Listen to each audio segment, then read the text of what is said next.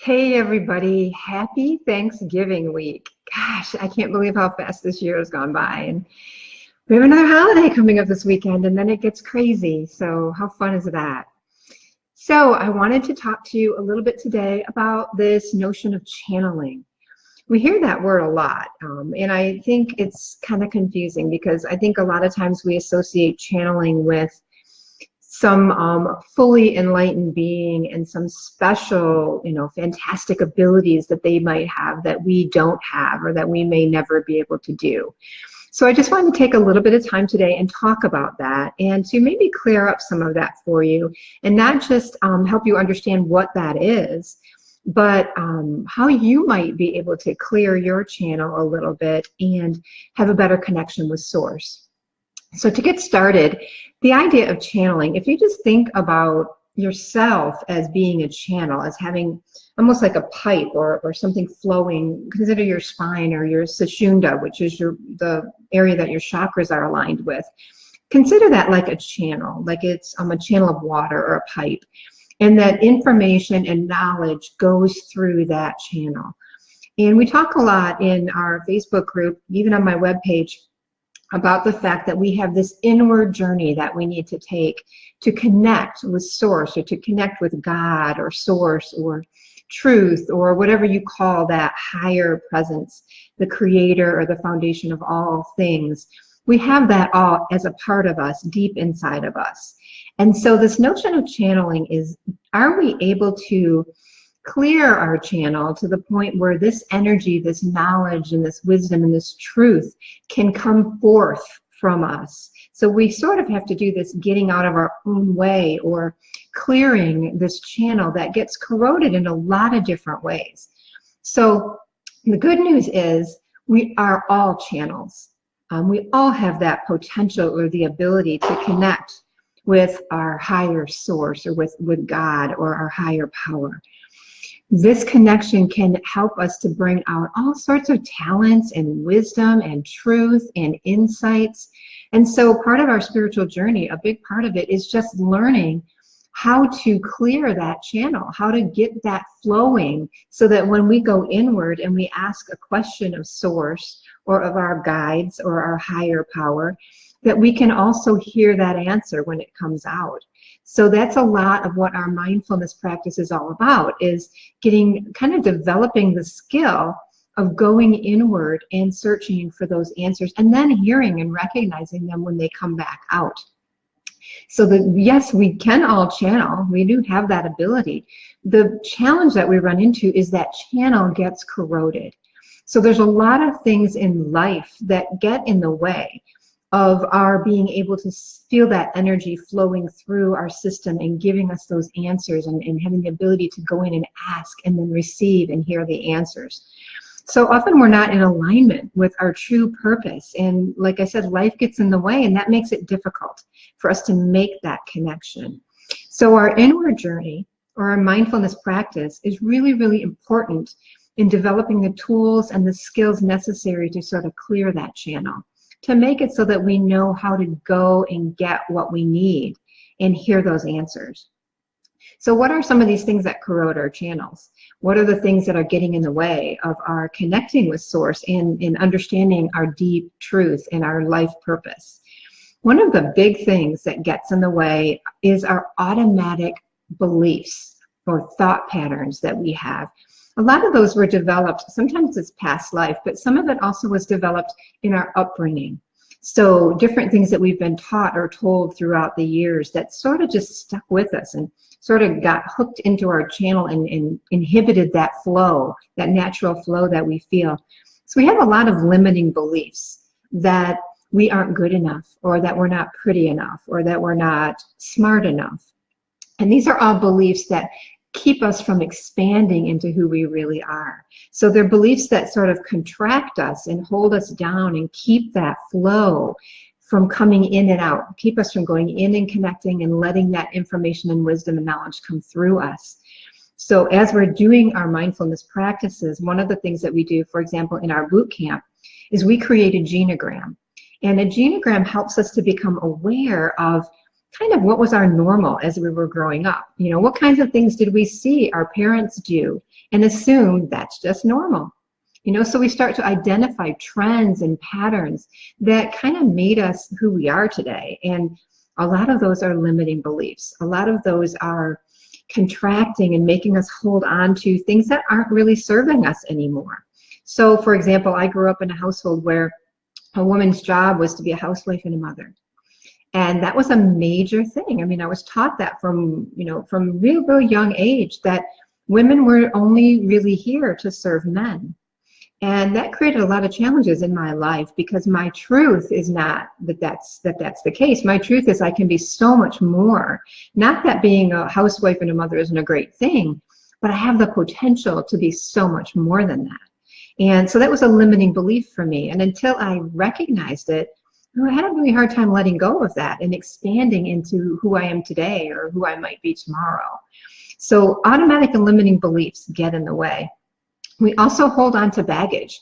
Sometimes that's from past lives. Sometimes they're just things we've picked up along this life and we've carried. You know, I am the only thing I'm really good for is work or bringing home a paycheck, or this person didn't like me and so I must not be likable. So we carry things and they just weigh us down, they contract our channel, and they restrict our energy flow.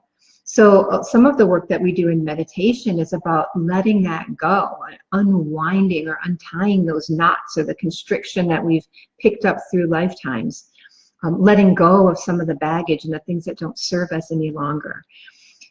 So we carry negative energy sometimes. Sometimes that's our own negative energy through our thought processes and our limiting beliefs, and sometimes we pick up energy from other people. So if we're spending a lot of time with people who are really negative and really heavy and really solid, we tend to pick that up and carry that with us, and it gets in the way from our channel, from us being able to connect with our higher source. And then there are imbalances and blockages in our chakra system. One of the things that we'll be talking a lot about in my membership program this year is the chakras, and how important it is to recognize that up and down what is our physical spine is a spiritual sushunda, or a channel, where these pockets of balls of vibrating energy exist along this channel, and each chakra has a different job to do, or a different type of energy that it emits through your body. But life just blocks it. And so we find ourselves in different life situations and different challenges that we can almost directly attribute to certain chakras being blocked. So we can do some chakra clearing work. Chakra dance is something I'm getting certified to teach that helps you kind of unwind and open up those blocked areas of your chakra so that your energy can flow really freely through your body, and you can actually be who you came here to be, and you can bring out all that energy. So all of these things reduce our ability to let source or energy or wisdom flow through us, and that's in essence what it means to channel. So if somebody is going to channel, for example, I do Kuan Yin card readings, and I'm going to channel your information, your story. So what I do is I do my meditative work, do all the work I can to get out of my own way, to keep my opinions, my thoughts, my Peggy's human attitudes and ideas out of the way, to go in and connect with my source, and then open up to your needs or your desires, and then pull cards and let guidance bring those cards out that are for your highest good. So it's important for me to have my channel cleared so that I can connect with those guides. And we're all kind of one ultimately. So my guides are connected to your guides. So if I'm able to do this effectively, then I can ask for wisdom and truth on your behalf. So that's kind of the way that that works in channeling. So ways to clear our channel. We talk about an inward journey. So it's our work that we do on our mindfulness path that help us let go of those things that no longer serve us. So we use terms like untying the knots, you know, with that notion that when you contract and you keep twisting and turning and getting all bunched up and stressed out, that you can't feel the energy come through you anymore. But what's interesting about that knot is if you let go, it unravels itself. So we're meant to not be stressed. It's our contraction, our limiting beliefs that make us feel that way. So some of the work that we do in meditation is about allowing and letting go peeling back the layers of all these identities that we've carried around with us, and realizing that we're so much more than that identity. I call it getting out of your own way. Just plain stop with the limiting beliefs. Stop with the I'm not good enoughs, and allow. So through our mindfulness practice, through meditation, sometimes it's moving meditation and sometimes it's being perfectly still. But what we do is we learn to say yes to the universe. We learn to expand more and to be open more. So I have a really great story about that.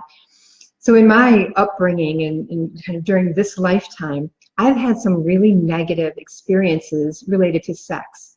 And so I sort of thought I'd gotten past a lot of that because I've done a lot of work and a lot of clearing. But Rob and I have had some challenges because we just don't always connect on that level really well. And so what I've learned, and it was this huge aha moment for me, is that my default when it comes to sex is no. So whenever the opportunity presents itself, it gets suggested or initiated or anything, my default is just to kind of be pushing back on it because my experience in the past was negative. And I didn't even know that I felt that way. Like I didn't even know that I was going through this negative mindset. And then, so what I did was sit with that negative, and when I noticed it, and just be, without acting on it, just allowing myself to sit there and allow for possibilities. Because when you let go of no, what's left are all these amazing possibilities. Maybe so, maybe yes, and so what's happened with Rob and I in this situation is when I recognize that I'm pushing back, I just stop pushing back. I just stay in the moment. It doesn't mean retreat, and it doesn't mean go in that direction. It just means be and listen and see if what's coming into your experience might be a yes. And it's really changed things for us because it's allowed me to just be open, and it's made me so much more open to sexual experiences and to being intimate with somebody. So my story is I thought I was saying yes to the universe, and the fact of the matter is my default was no, at least in that realm it is. And I think we have a lot of that. I think a lot of us default to no because we're afraid. We're uncomfortable with what we don't know or the possibilities. But when we flip that consciousness just a little bit and we think about what is possible, it opens up to so many great experiences and great opportunities. And that's when energy starts to flow. That's when we start allowing and opening instead of contracting. So one of the things is say yes to the universe and notice when you're saying no. Notice when you're holding back and you're not just flowing and you're not allowing. The next thing I've got written down here is getting better at witnessing our lives instead of getting caught up in the drama of our life. That's another technique that you learn a lot through meditation when you sit back and you witness your thoughts. You don't try to stop them. You just watch them and you just notice them, and you notice that you are not your thoughts, that they just come and go.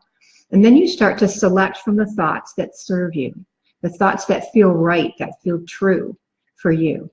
And you start becoming more conscious and more aware of what you're doing in every moment, being more present in each moment. So a lot of these mindfulness practices help us clear our channel. They help us get rid of all the corrosion and all the old mindsets and limiting beliefs and no's, all the no defaults that we have in our lives. And they help us open up to the yeses. Obviously, we can clear our chakras, and you can go to healers and light workers and have your chakras cleared. You can do it through moving meditation like chakra dance, where you focus on each particular chakra and you learn all about what's going on in that chakra, recognize whether there are challenges with that happening in your life, and then do the work to clear it, bring your awareness to it. You can use essential oils, that helps to open and clear specific chakras. There's a lot of crystal work that you can do that clears your chakras as well. So there's a lot out there, a lot of resources out there that can help you clear that channel. And the better that, the more clear your channel is, the more you're flowing, the more success and happiness you have in your own life, and you're better able to serve others. But you've got to do your own work first. So you have to get out of your own way before you can really be of any help to anybody else. So what we're doing a lot in my website, in our Facebook group, is really bringing together these experts. I'm bringing together and hoping to put in front of you experts in so many of these modalities of inner child and relationships and chakra clearing and kundalini energy work and healthy eating and mindful eating. And so I'm looking to bring all these experts in. I'm hoping to have them come and do some Facebook Lives with you to help you, tap into this wealth of resources that we have of people who are so gifted and talented, who have done their own work and are clear enough to be able to really offer and serve you and help you do your work. So I want to bring a whole satsang of people together in the Facebook group. I'm also going to be, like I said, I'm doing my meditation boot camps, my chakra membership program next year, which will help you learn all about your chakras. I'll be offering chakra dance very soon, starting the first of the year. And I'm putting together this amazing mindfulness retreat this spring. I'm really, all of a sudden opened up to this idea, this intention of manifesting this wonderful retreat where people can come together and physically come together and share these talents and serve you and serve each other by helping with what has come through for us as our life purpose. So watch for that in the group. More information on this retreat. It's going to be a weekend in probably March, maybe early March, and it's going to be in the Asheville, North Carolina area.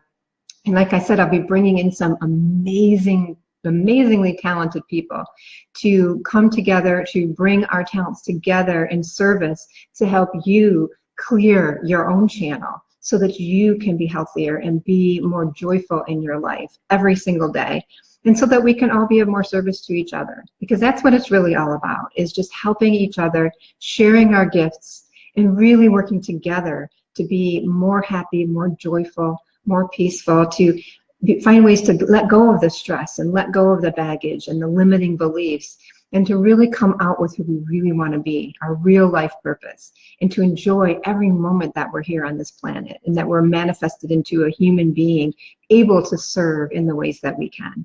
So hopefully that helps you understand better this notion of channeling, and that you can really have some excitement about the fact that you too can do this. You can find a better, deeper connection with your guides and your inner wisdom, because nobody out there can really tell you these things. You know your own truth and you have your own answers. If anybody else thinks that they can tell you your answers, you need to go the other way, because the truth is the only place to find those answers is right in here, right inside of you. And the better you clear that channel, the more capable you're going to be to get those answers. And then again, to be out and serve others as well. So I love you. Namaste. I'm so grateful for all of you. So Thanksgiving is such a special time for me, because I'm so grateful for every one of you in this group, every one of you that contributes and participates and brings your energy into the group and has helped create this beautiful satsang. So have a wonderful Thanksgiving. Reach out, let me know how else I can serve you, and watch for all these great opportunities coming in the Facebook group real soon. We will talk soon. Have an amazing day.